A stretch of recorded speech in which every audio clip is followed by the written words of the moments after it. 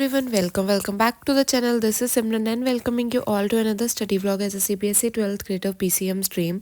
So मैं ये long video काफ़ी टाइम बाद अपलोड कर रही हूँ. सॉरी फॉर दैट, क्योंकि मैं शॉर्ट सेक्शन में एक्टिव थी, so that's why long video बनाई नहीं. सो अभी ये बना रही हूँ. तो सबसे पहले तुम बता देती हूँ, यहाँ मैं कर रही हूँ इलेक्ट्रोकेमिस्ट्री वाला चैप्टर. यहाँ पे इस दिन मैंने 2 घंटे का ये लेक्चर कंप्लीट कर लिया था. रात को 9 बजे मैं पढ़ने बैठी थी, तो यहाँ पे मैंने वो लेक्चर कंप्लीट कर लिया था.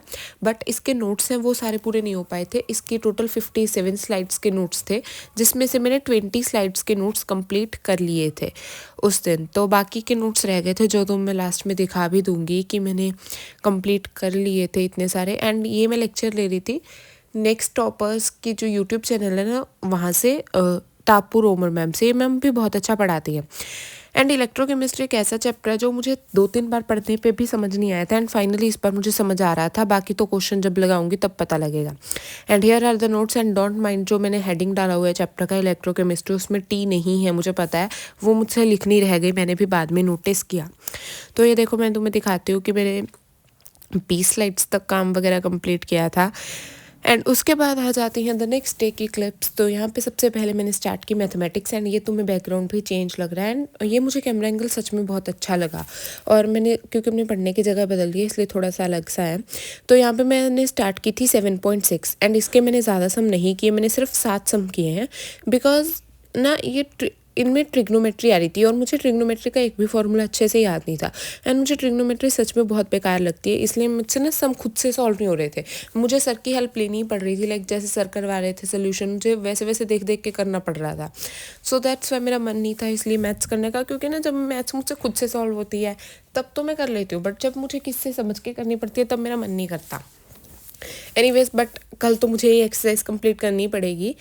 तो यहाँ पे क्या हो गया था ना, जो 7 सम था वो लास्ट वाला बहुत टफ था, इसलिए मैंने बस 7 सम किए. उसको करने में मुझे बहुत टाइम लग गया, क्योंकि मैं पहली बार ये समझ रही थी एक्सरसाइज वगैरह. सो बस मैंने, और मैं तुम बता भी दूँ, मैं एक लेक्चर देख रही थी यूट्यूब से ही था. A4S हब क्लास 12th करके एक चैनल का नेम है. वहाँ पे ऐसे NCERT सॉल्यूशंस वगैरह देख लेती हूँ. एंड ये सर भी काफ़ी अच्छा पढ़ाते हैं, समझ आ जाता है बेसिकली. मैंने मतलब मतलब जब मेरे प्री बोर्ड थे तब उससे एक दिन पहले इन सर से पढ़ना स्टार्ट किया था. एंड ये बहुत अच्छा पढ़ाते हैं. लाइक मुझे प्रोबेबिलिटी समझ नहीं आ रही थी, तो मुझे इनसे पढ़ने के बाद समझ में आ गई थी.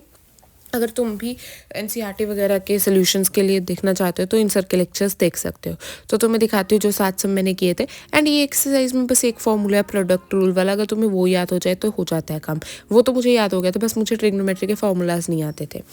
उसके बाद मैंने स्टार्ट की फिज़िक्स से. फिज़िक्स में मेरा चैप्टर चल रहा था मैग्नेटिक इफेक्ट वाला, तो बस मैंने वहीं कंप्लीट किया. उसका 2 घंटे का लेक्चर मैंने पहले ही कर लिया था. आज मैंने 2.5 घंटे का लेक्चर किया. और जो सर इसमें क्वेश्चंस करवा रहे थे साथ साथ में, वो मैं अपनी रफ नोटबुक पे साथ साथ में खुद भी सॉल्व कर रही थी. एंड उन क्वेश्चंस को करने के बाद सच में पता लगा भाई कि फिज़िक्स के क्वेश्चंस टफ आते हैं. क्योंकि अगर मैं पहले अपनी प्रेपरेशन के हिसाब से वो क्वेश्चन मुझसे सॉल्व नहीं हो रहे थे, बट जब मैंने सर से पढ़ा तब मुझसे वो क्वेश्चन सॉल्व हो रहे थे. एंड ये तुम बता देती हूँ, मैं लेक्चर ले रही थी अभिषेक साहू सर का. मुझे आई थिंक ये 4.5 घंटे का ये लेक्चर था.